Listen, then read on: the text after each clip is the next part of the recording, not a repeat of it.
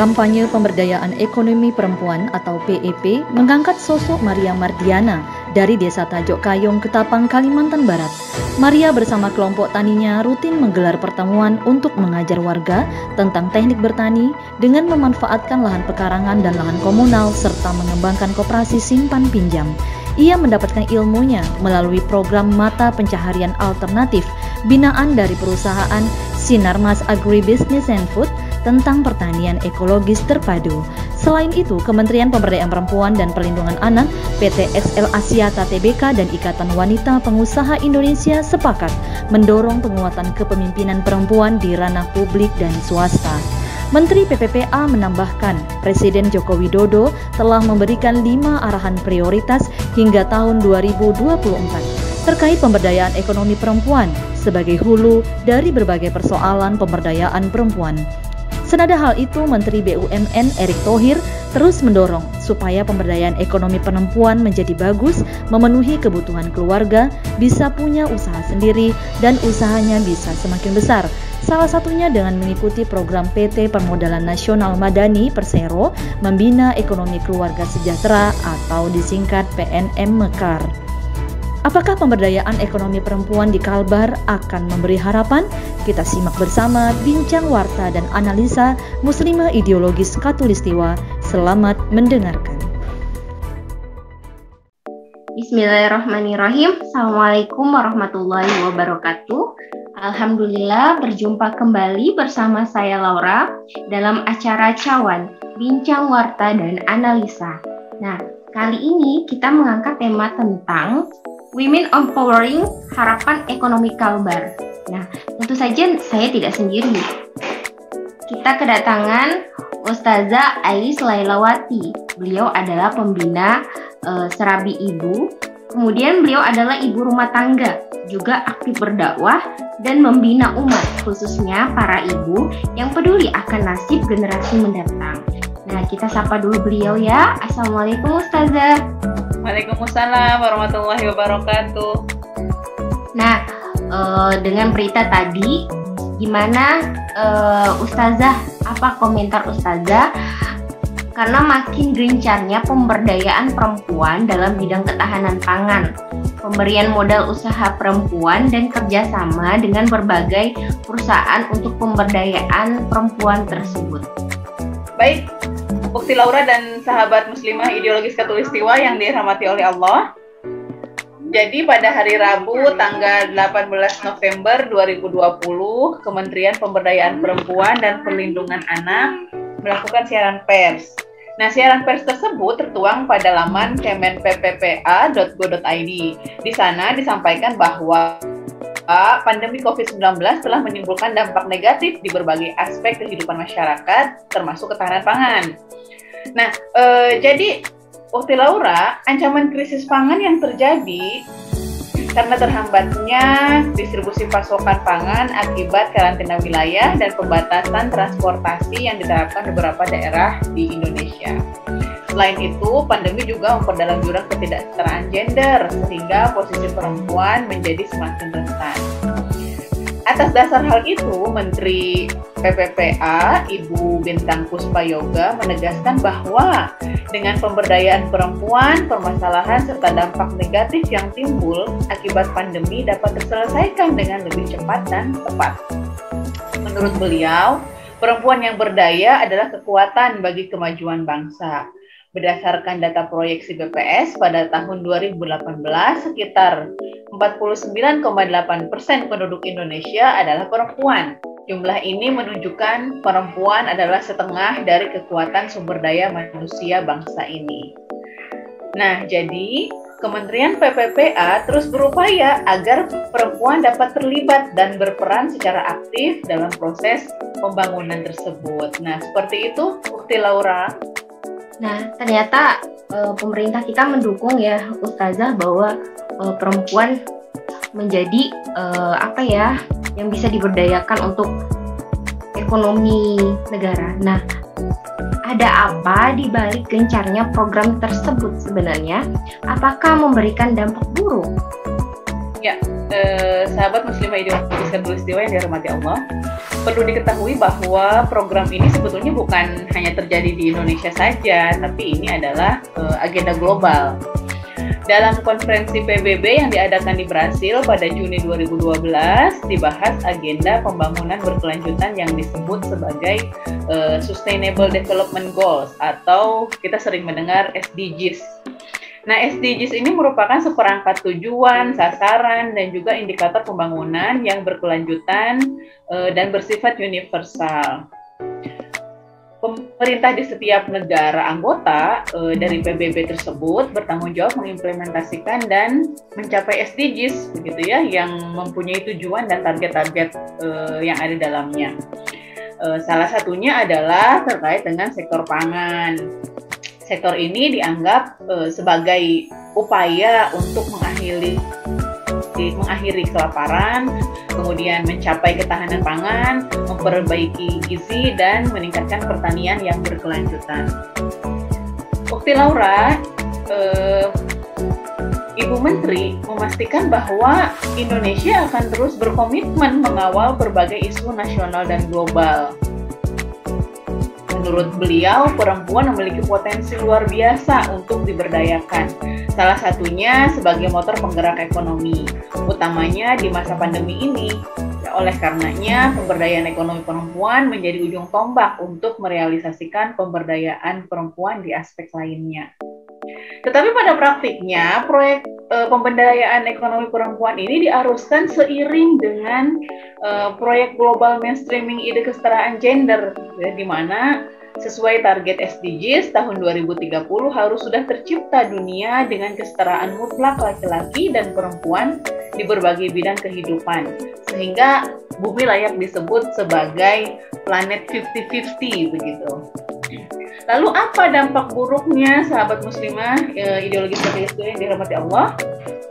Menjadikan perempuan sebagai bumper ekonomi sama halnya memaksa kaum perempuan berperan ganda. Satu, sebagai ibu rumah tangga, tapi juga sekaligus sebagai ibu yang bekerja. Nah, padahal mereka menganggap bahwa perempuan yang berdaya adalah mereka yang bisa menghasilkan materi. Saat ini, jika tidak bekerja dianggap sebagai beban, dipandang tidak berdaya dan dinilai tidak produktif. Alhasil, program ini akan melunturkan fitrah perempuan sebagai pilar keluarga. Bahkan lambat laun, proyek-proyek ini akan meruntuhkan struktur bangunan keluarga dan masyarakat hingga tak ada lagi jaminan bagi munculnya generasi terbaik pembangun peradaban. Kenapa bisa dikatakan tidak ada jaminan? Karena perempuan kian kehilangan fokus dan orientasi tentang kontribusi terbaik. Yang seharusnya peran perempuan adalah sebagai pendidik, begitu ya, pendidik generasi calon pemimpin bangsa, tetapi teralihkan karena memang mereka berperan ganda tadi. Seperti itu, Ukti Laura. Subhanallah, seperti itu ternyata ya Ustazah. Mengerikan kalau misalnya sampai perempuan teralihkan fokusnya yang harusnya membina generasi, malah nanti akan mengejar materi. Nah, berarti di sini ada agenda asing global pula di balik gencarnya pemberdayaan ekonomi perempuan saat ini ya Ustazah. Nah, jika ini bahaya, apakah akar masalah sebenarnya? Iya. Apa yang menjadi akar masalah dari karut-marutnya begitu ya kehidupan perempuan saat ini? Jika kita kaji lebih dalam, sumber masalahnya adalah keberadaan sistem kapitalisme yang digawangi para imperialis Barat. Bagaimanapun, Barat mengetahui peran perempuan sebagai pihak yang bertanggung jawab mendidik generasi, sehingga Barat berusaha merusak konsep Islam mengenai peran seorang ibu dan membuatnya mengabaikan peran penting, bahkan peran terpenting yang dipilih Allah untuknya, yakni membesarkan dan mendidik anak-anak. Dalam sistem kapitalisme, segala sesuatu diukur dengan materi. Siapapun dianggap sebagai sumber daya ekonomi yang harus bisa mendatangkan manfaat secara materi. Demikian pula perempuan.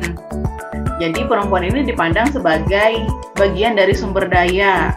Apalagi perempuan juga, kalau kita melihat posisinya begitu ya, bargaining position-nya itu lebih rendah dari laki-laki. Jadi sumber permasalahannya sebetulnya adalah dari berlakunya aturan sistem kapitalisme yang diterapkan di negeri ini, berikut juga di negara-negara yang lain. Seperti itu, Ukti Laura. Nah, jadi begitu ya Ustazah ya, Barat telah ingin menggeser peran perempuan gitu kan, dan tadi menjadikan merusak pemikiran kaum muslimin dengan bahwa standar kebahagiaan itu adalah materi. Nah, tapi saya rasa Islam memiliki solusi untuk permasalahan ini. Nah, bagaimana Ustazah? Apakah seperti itu? Mohon penjelasannya. Ya, sistem kapitalisme memandang perempuan adalah rival begitu ya dari laki-laki atau saingan laki-laki. Makanya tadi ada keinginan untuk menjadikan planet 50-50 begitu ya, dalam artian kesetaraan sudah terbentuk antara laki-laki dengan perempuan, sehingga mereka laki-laki dengan perempuan ini harus dibiarkan bersaing demi kebebasan begitu. Nah, ini sangat berbeda dengan Islam yang menjadikan perempuan adalah partner begitu ya, partner laki-laki dalam kehidupan. Hubungan yang terjalin di antara laki-laki dengan perempuan adalah hubungan ta'awun atau tolong-menolong begitu ya, bukan persaingan. Nah, bahkan keduanya memiliki derajat yang sama di hadapan Allah Subhanahu wa taala. Tidak ada yang lebih tinggi kedudukannya misalkan, karena memang patokan satu-satunya itu adalah yang membedakan begitu, yang membedakan yakni ketakwaannya. Nah, Islam sebagai ideologi akan memberikan mekanisme tertentu sehingga jalur pemenuhan kebutuhan begitu, kebutuhan perempuan dapat terjamin secara sempurna. Jadi Islam akan menjaga posisi begitu ya, posisi si perempuan selaku tulang rusuk begitu ya dari laki-laki.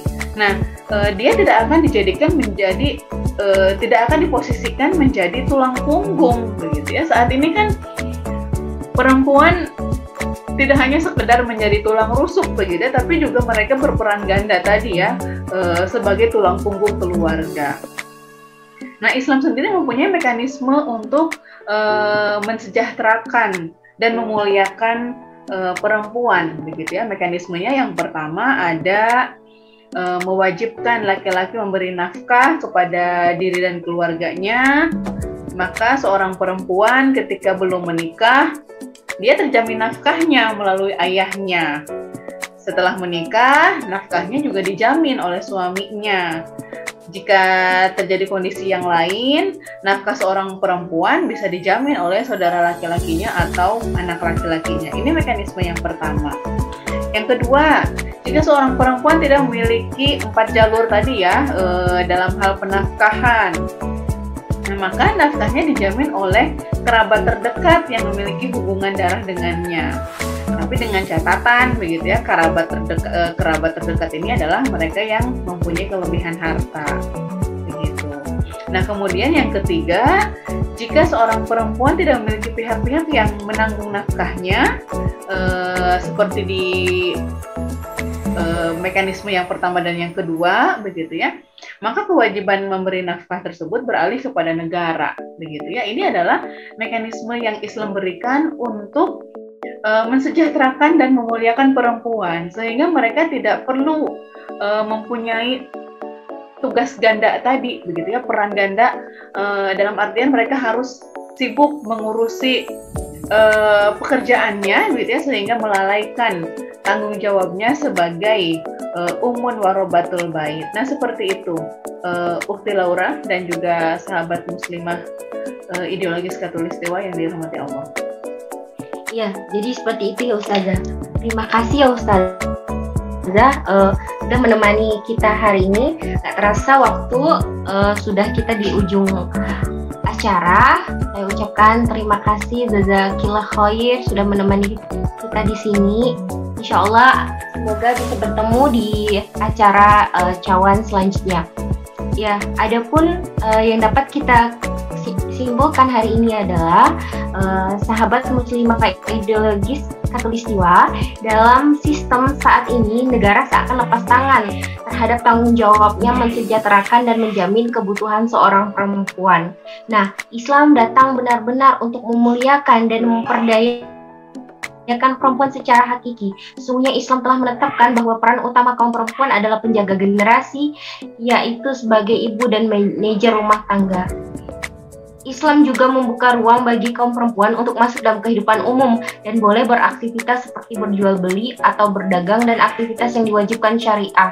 Nah, jadi harusnya kita sudah tidak percaya lagi dengan kapitalisme, dan dengan keimanan kita meyakini bahwa Islam menjadi solusi dalam setiap permasalahan kita. Sampai ketemu di acara cawan selanjutnya. Wassalamualaikum warahmatullahi wabarakatuh.